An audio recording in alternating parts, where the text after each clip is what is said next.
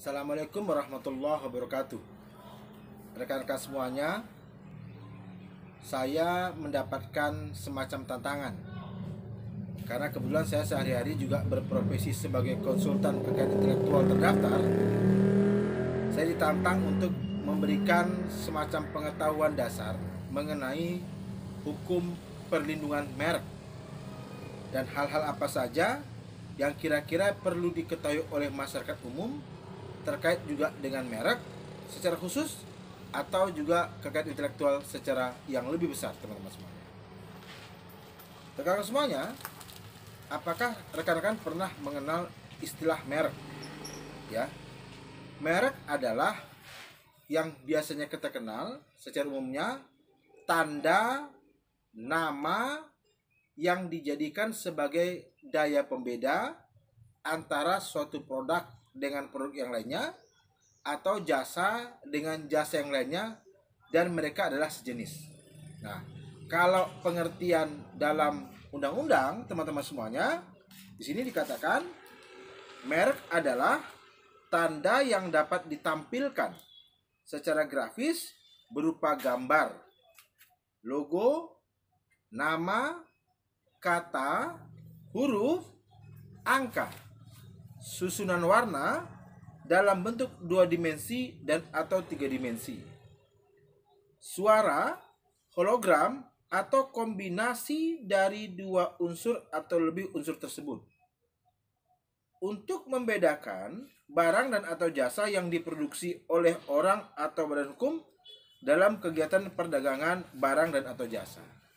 Jadi simpelnya adalah merek itu digunakan untuk membedakan antara barang yang diproduksi oleh si A contohnya dengan barang yang diproduksi oleh si B, apalagi mereka adalah produk yang sama atau jasa yang sama, teman-teman semuanya. Nah, merek ini ada istilahnya merek dagang khusus untuk yang dikenakan kepada barang. Jadi di sini dikatakan merek dagang adalah merek yang digunakan pada barang yang diperdagangkan oleh seseorang atau beberapa orang secara bersama-sama atau badan hukum untuk membedakan dengan barang sejenis lainnya. Kemudian ada juga namanya merek jasa, yaitu merek yang digunakan pada jasa yang diperdagangkan oleh seseorang atau beberapa orang secara bersama-sama atau badan hukum untuk membedakan dengan jasa sejenis yang lainnya.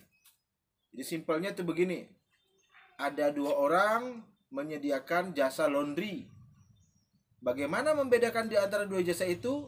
Maka mereka masing-masing memiliki nama yang berbeda. Nah, yang harus kita perhatikan teman-teman semuanya, perlindungan hukum terhadap merek ini hanya diberikan apabila seseorang itu secara sadar melakukan yang namanya pendaftaran.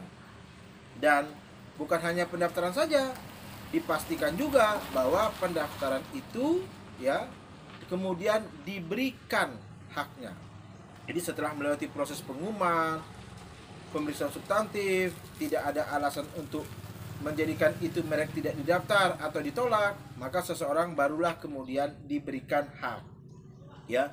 Jadi tidak bisa kita katakan kan nama saya ini sudah lama saya gunakan. Tidak, teman-teman semuanya. Itu bisa diberikan kalau memang Anda sudah melakukan yang namanya proses pendaftaran. Terima kasih, ini sebagai video pengantar. Berikutnya saya akan tampilkan beberapa video masih terkait dengan perlindungan hukum merek. Assalamualaikum warahmatullahi wabarakatuh.